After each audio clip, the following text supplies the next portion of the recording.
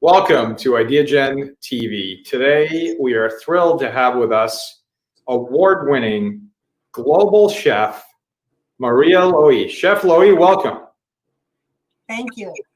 You know, Maria, it's always barakalo. We are always so excited each and every day with the thousands of interviews we've done to bring in folks like you that are leading globally and have so much impact on everything that's happening on the planet. In your case, especially exciting and true. And so, how did your journey to celebrity chef status come about? And what, Maria, was your first and original inspiration for pursuing this culinary career? Well, first of all, I have to tell you that I've watched all the Ideagen interviews. If I don't go directly, I watch them at night when I go home. Well, that's great. Thank you. You're welcome. You're welcome. Really, my career, I never really pursued a culinary career, okay? But I always cooked. In my previous life, I was a lobbyist for big companies like Sheraton, Nokia, Texaco, but it was not. I was not the person that I wanted to be, you know. So, and I decided to make a change after reading a poem by Constantine Cavafy, As Much as You Can. And after reading that, I immediately changed my life.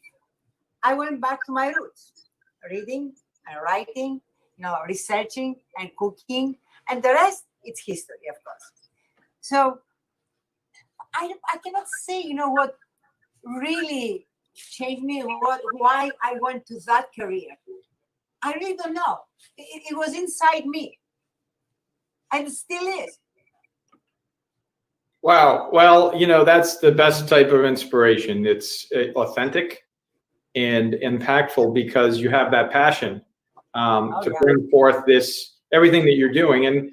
And so I'd like to pivot a bit. I mean, we're in this, you know, the middle of this global pandemic. You're in New York, and we've all seen how New York, you know, stayed, you know, resilient during such an incredibly difficult time with this global pandemic, and especially the restaurant industry. I mean, at the same time, the restaurant industry has been evolving at such a fast pace especially with technology. And so as this industry evolves at this rapid pace, how have you and your restaurants been able to adapt and change to stay relevant? Well, first of all, you know, being Greek and having philotimo, and I have the courage, you know, to go one step ahead in my life and face whatever it comes my head on, as you say in America, okay? From the very first days of the pandemic, I watched the Greek news. The Prime Minister, you know, Mr. Mitsotakis, and the whole Greek government did a great job. So I was getting like all the information every day. So when we shut down, I was ready to go. Wow. So yeah, you've been getting this information and you were ready to go. And I think, you know, that's part of being resilient. A resilient business, you know, while not being able to be prepared for everything, can survive if you're planning. You're always planning for that day when things don't go as perhaps your business plan dictated, that you have options, that you've built, you know, a system that is malleable in some way, where you're able to go in a different direction on a moment's notice, because if you can't, it's very difficult to survive, especially through what is this global pandemic. So given this global pandemic, Exactly. Oh, given this global pandemic, how have you and your colleagues actually been able to adapt, and what are your plans to get back to what we all know is normal, or the new normal, or the previous normal? What are you looking at for the future of the industry, and specifically of your restaurants? Well, as I said before, we were ready. My team and I, I had modified a menu ready to go from the very first day of the shutdown. So we were delivering not only to our customers, but also we cooked for the doctors, nurses, homeless. We did over 6,000 meals, and we're still doing it because coronavirus is still here. As of my colleagues, most of them have shut down, and I hope they can open again. But we have extended actually our restaurant outside on the street, and as our customers, they say they like it so much, and they think that they are on an island in Greece and not on 58th Street in Manhattan. So, and I have to tell you something else. They want to continue this for the next years as well, to be like this, exactly the same, with flowers, the tables outside, and I believe something great for the future has come out of this solution that we have. That's right, and I think being able to bring in innovation, especially in an industry that is evolving again so quickly, it's incredible.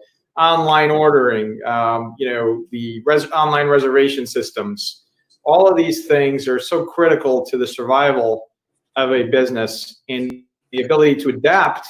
If you're able to have, for example, in your case, outdoor seating, which, as you know, is not allowed everywhere. So working with the local governments to say, well, look, this is a different time. How do they help? It's great to hear that in New York City, they're allowing you to do that, to have outdoor seating during this time to allow you to service your customers as well. And so pivoting a bit, you have had some incredible opportunities, Maria, to be able to cook for very important people, for members of the community. You, at one point, actually had an opportunity to cook for the president and his guests. And so I'd like to ask you, what was that like? I mean, how different is it to cook for someone that has so many layers of security, and especially obviously with food being a key component of security? Were there extra steps involved in that process? Well, cooking for President Obama and Vice President Biden and their guests, was an amazing experience for me, and which I will never forget. There was no extra steps, actually. There was no need for that, because both in the White House, the executive chef of the White House, Cristela Comfort, and the pastry chef, Bill Yossis, made me feel so welcome. It was like I was in my kitchen, my own kitchen. So it was no problem at all. I don't know. That's how I felt. That's incredible. That's really incredible. And so, moving to other, so you have so many accomplishments. Obviously, we could go on and on, but one that I think particularly stands out for our global audience is that your cookbook was the official cookbook of the 2004 Athens Olympic Games. What was the process of determining, it's obviously difficult to select which recipe makes it into this cookbook and which one doesn't, which is probably even more difficult. I'd love to hear for our audience what went into developing that book, and which recipes made it and didn't, and why. Well, my cookbook, the Ancient Dining, was a lot of fun to research and write. It was difficult to find recipes as we know them today. There were no really recipes over there. But because I had such a passion for reading ancient Greek books like Odyssey, Iliad, I was able to create recipes from the dishes described in the text. So I chose the recipes that I loved, actually, and the more simple ones that people could cook anytime, because they don't want to read just the history in that book. they want to make the recipes. Mhm. So that's why I said, how my friends, they will take that to be easy. So that's why I've chosen the recipes that I love and easy to cook. Easy to cook. I think most people can relate to wanting more recipes that are easy to cook. And shifting a bit, Maria, I know that you're personally and professionally passionate about sustainability. And how do you fit sustainability into your kitchen when you're cooking? And is it, for example, is it a factor in picking produce or the cooking itself? Sustainability is a huge part, in my kitchen, and in the whole restaurant, actually. My team and I, we believe in ethical sustainability, traceable sourcing of ingredients. It doesn't matter if we produce, fish, everything. And by using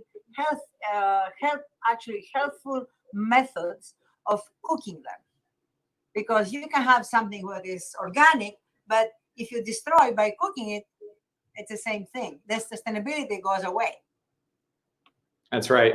That's right. And so staying on the theme of sustainability, at Ideagen, we are focused constantly on developing and creating awareness for the 17 global goals of the UN to help to connect the dots around connecting global leaders to achieve the goals by 2030. Maria, what would be your 3 pieces of advice, the 3 key pieces of advice that you would provide in order to help achieve these 17 global goals? So for me, first of all, we should respect ourselves and then the people next to us. We can change the food industry, so which will affect the change in the health industry, which positively change the economy. And so the world will change with one healthy bite at a time, as I say. Oh my gosh, one healthy bite at a time. That's incredible. And so which of the 17 global goals would you like to see achieved and why? Well, I would like to see all of them achieved because it would make the world a better place. But if I had to choose, I think we should work really hard to achieve goal number 12, I think. It's number 12. Responsible consumption and production. Specifically, to cut food waste by half immediately. To achieve this, we must practice and teach sustainability to reduce food loss and in production and consumption. That's such a good point. Imagine the amount of food waste. I mean, you are keenly aware of what happens in the restaurant industry and how much food is actually wasted. That's just in the industry. And we're not even referring to how much food is wasted in homes across the world. And so I think that brings up a very, very good point. And so have you ever thought about cooking as a job, or has it always been a passion? I know you started with talking about, the passion you have for cooking. Has it been always a passion for you? Yes. So, but for me, cooking is not a job. It is a passion, It's a way of life. I cannot think that I work. And I feel actually very lucky because I made, my hobby into my career. And I love it so much, like people can see it on my face that I am so happy, and I wish everyone could do this. Yeah, and because when you're working, you will never work. When you do something you love, you'll never work a day in your life, is what they say. Exactly. So it sounds to me like that's living the dream. You seem to be living the dream, and that's awesome. And a very inspiring message for the millions of people that will see this interview on Ideagen TV. I think it's very important for that authenticity which you've displayed today, the authenticity of this conversation, your belief in achieving the goals, and your passion for the work that you do as a celebrity chef. You are a celebrity chef. I know I know you don't like to talk about it, but you are. You're a celebrity chef, and you've earned it. And so, Maria, I'd like to ask you, what is your post-summit ask for our global audience, literally across the planet, as we continue to change the world? What would you ask this audience to do? So speaking across the planet, like you said, to change the world, we all need to think globally and act locally. So we need to pay it forward, be kind, be philanthropic, and remember that our actions affect other people. So we live in a global community and need to respect each other and ourselves, and we can change the world together. Change our diet, okay? Eat organic, sustainable, traceable, ethical foods, and we'll see the difference. It could, you could see really immediately the change, and we can change the world. That's incredible. And I agree. And so how can folks learn more about the work that you're doing?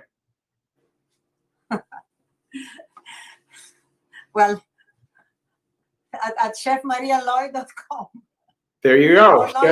Actually, I like my Loy Estiatorio. Okay. www.loyestiatorio.com. Okay. So we've heard it here. Thank you for the inspiration. Thank you for all you're doing to change the world. And for those of you that are in Manhattan or will be in Manhattan, you might want to visit Loy Estiatorio, which is one of the best Greek restaurants on the planet Earth. Right, Maria? Well, yes, I would say it's the best. On that note, thank you. Thank you for all you're doing to change the world. Ideagen TV, presented globally by Microsoft. Thank you.